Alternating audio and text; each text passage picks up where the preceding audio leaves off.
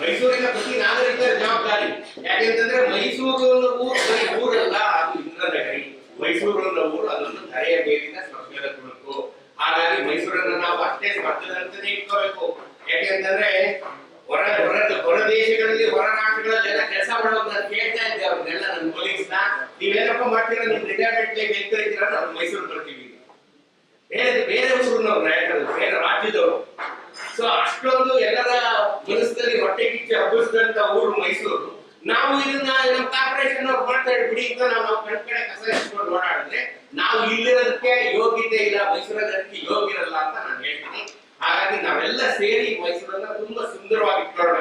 ಇನ್ನೊಬ್ರು ಹೊಟ್ಟೆ ಕಿಚ್ಕೊಳ್ಬೇಕು, ಈ ಊರಲ್ಲಿ ಇರಬೇಕು ಅಂತ ಆ ರೀತಿಯಾಗಿ ನಾವು ಅಷ್ಟು ಸುಂದರವಾಗಿ ಮೈಸೂರನ್ನ ಇಟ್ಕೊಳ್ಳೋಣ ಅಂತ ಈ ಸಮಯದಲ್ಲಿ ಹೇಳಕ್ ಬಯಸ್ತೀನಿ. ನನ್ನನ್ನ ನೀವು ಇದಕ್ಕೆ ರಾಯಭಾರಿಯಾಗಿ ಮಾಡಿದಕ್ಕೆ ನನ್ಗೆ ಬಹಳ ಸಂತೋಷ ಆಗಿದೆ. ನೀವು ರಾಯಭಾರಿಯಾಗಿ ನಾನು ಮಾಡದೇ ಇದ್ರು ಮೈಸೂರಿನ ಜನತೆ ನಾನು ಯಾವಾಗಲೂ ಬೈತಾನೆ ಇರ್ತೀನಿ. ಊರ್ ಕ್ಲಿಯರ್ ಆಗಿಟ್ಕೊಳ್ಳಿ, ನಾನು ಯಾವಾಗಲೂ ಬೈತಾ ಇರ್ತೀನಿ. ಈಗ ನೀವೆಲ್ಲ ಸೇರಿ ನಮ್ಗೆ ಆ ಶಕ್ತಿ ಕೊಟ್ಬಿಟ್ರೆ ಇನ್ನೂ ಜಾಸ್ತಿ.